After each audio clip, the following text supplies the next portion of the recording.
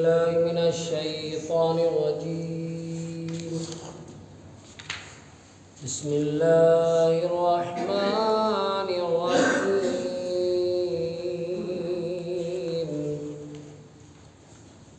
بالبينات والزبر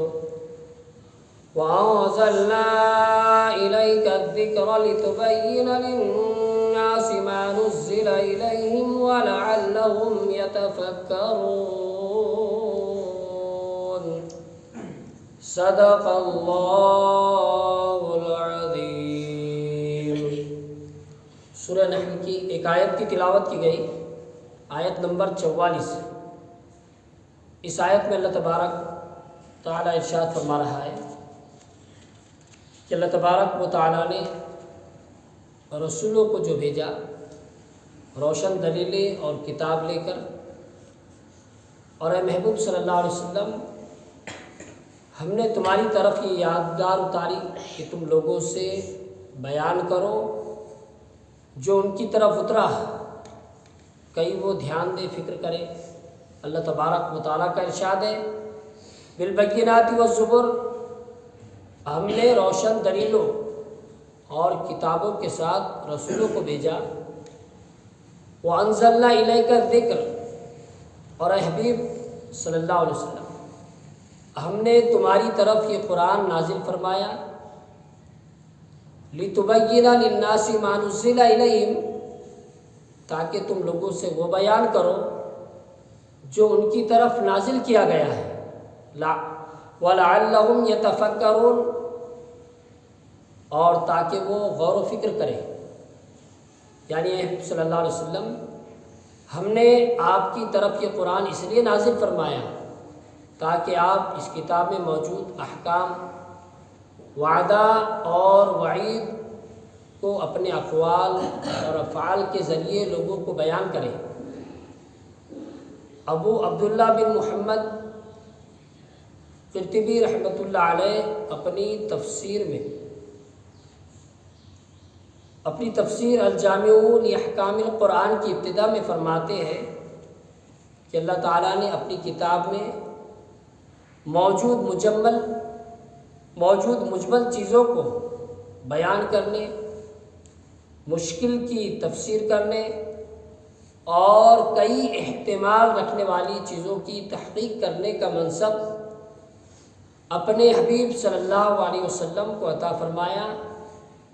تاکہ رسالت کی تبلیغ کے ساتھ آپ کی یہ خصوصیت بھی ظاہر ہو جائے، اور سید المرسلین صلی اللہ علیہ وسلم کے بعد قرآن پاک کے معانی کو اخذ کرنے اور قرآن پاک کے اصول کی طرف اشارہ کرنے کی خدمت علماء کے سپرد فرمائی تاکہ وہ قرآن پاک کے الفاظ میں غور و فکر کر کے ان کی مراد جان جائے. یوں علماء دیگر امتیوں سے ممتاز ہو گئے اور اجتہاد کا ثواب ملنے کی خصوصیت بھی انہیں حاصل ہوئی. خلاصہ یہ ہے کہ قرآن پاک اصل ہے اور حدیث پاک اس کا بیان ہے، اور علماء کا استنباط اس کی وضاحت ہے. اس آیت کریمہ سے معلوم ہوا کہ قرآن پاک کی طرح حدیث پاک بھی معتبر ہے، قابل قبول ہے اور لائق عمل ہے، کیونکہ اس آیت میں اللہ تعالیٰ نے اپنے حبیب صلی اللہ علیہ وسلم کو قرآن پاک میں موجود احکام وغیرہ کو اپنے اقوال اور افعال کے ذریعے لوگوں سے بیان کرنے کا منصب عطا فرمایا ہے. اور حدیث نبی کریم صلی اللہ علیہ وسلم کے اقوال اور افعال ہی کا تو نام ہے. اس کے علاوہ اور آیت بھی حدیث پاک کے حجت ہونے پر دلالت کرتی ہے، جیسے ارشاد باری تعالیٰ ہے هو الذی بعث فی الامیین رسولا منہم یتلو علیہم آیاتہ ویزکیہم ویعلمہم الکتاب والحکمہ وَإِن كَانُوا مِن قَبْلُ لَفِي ضَلَالٍ مُبِينٍ. یعنی وہی ہے جس نے ان پڑھوں میں انہی میں سے ایک رسول بھیجا جو ان کے سامنے اللہ کی آیتیں تلاوت فرماتے اور انہیں پاک کرتے اور انہیں کتاب اور حکمت کا علم عطا فرمایا، اور بے شک وہ اس سے پہلے ضرور گمراہی میں تھے. اس آیت کے علاوہ اور بکثرت آیات ایسی ہیں جن میں اللہ تعالیٰ نے یہ حکم دیا کہ اس کے حبیب صلی اللہ علیہ وسلم کا حکم مانا جائے، یہاں تک کہ واضح طور پر فرما دیا وما ارسلنا من رسول الا لیطاع باذن اللہ، یعنی ہم نے کوئی رسول نہ بھیجا مگر اس لیے کہ اللہ کے حکم سے اس کی اطاعت کی جائے۔ اور سید المرسلین صلی اللہ علیہ وسلم کی اطاعت اسی صورت ممکن ہے جب ان کے قول اور فعل کی پیروی کی جائے۔ اگر یوں نہ کہا جائے تو آپ صلی اللہ علیہ وسلم کی بعثت کا جو مقصد ہے وہی فوت ہو جائے گا۔ حالانکہ اللہ تبارک و تعالیٰ ارشاد فرما رہا ہے وما آتاکم الرسول فخذوه وما نہاکم عنہ فانتہوا واتقوا اللہ ان اللہ شدید العقاب، یعنی اور رسول جو کچھ تمہیں عطا فرمائے وہ لے لو، اور جس سے منع فرمائے اس سے باز رہو، اور اللہ سے ڈرو، بے شک اللہ سخت عذاب دینے والا ہے۔ عقلی طور پر بھی دیکھا جائے تو حدیث پاک کو حجت مانے بغیر چارہ ہی نہیں ہے، کیونکہ قرآن پاک میں اسلام کے بنیادی احکام جیسے نماز، روزہ، حج، زکوٰۃ کا اجمالی بیان کیا گیا ہے۔ ان پر عمل اسی صورت ممکن ہے جب حدیث پاک پر عمل کیا جائے، کیونکہ ان تمام احکام کی تفصیل کا بیان صرف احادیث میں ہے۔ وَلَعَلَّهُمْ يَتَفَكَّرُونَ، یعنی قرآن پاک نازل کرنے کا ایک مقصد یہ بھی ہے کہ لوگ اس کی آیتوں میں غور و فکر کریں اور ان میں موجود حقائق اور عبرت انگیز چیزوں پر مطلع ہو،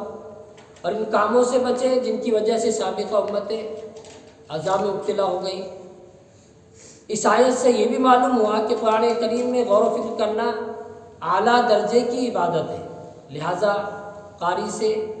عالم بعمل افضل ہے۔ لہٰذا ہر مسلمان کو چاہیے کہ قرآن مجید کو سمجھ کر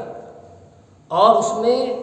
بیان کیے گئے احکام، عبرت انگیز واقعات، موت کے وقت کے آفات، گناہ گاروں اور کافروں پر ہونے والے جہنم کے عذابات اور نیک مسلمانوں کو ملنے والے جنت کے انعامات وغیرہ میں غور و فکر کرتے ہوئے اس کی تلاوت کریں،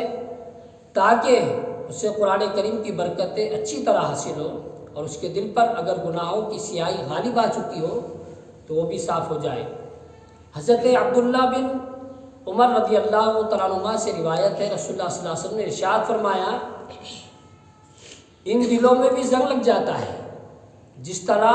لوہے میں پانی لگنے سے زنگ لگتا ہے۔ عرض کیا گیا یا رسول اللہ صلی اللہ علیہ وسلم اس کی جلا یعنی اس کی صفائی کس چیز سے ہوگی؟ تو ارشاد فرمایا کثرت سے موت کو یاد کرنے اور تلاوت قرآن سے۔ حضرت ابراہیم خواص رحمۃ اللہ علیہ فرماتے ہیں کہ دل کی وہ 5 چیزیں، دل کی دوا کی وہ 5 چیزیں یہ ہے: غور و فکر کرتے ہوئے قرآن مجید کی تلاوت کرنا، نمبر 2 بھوکا رہنا،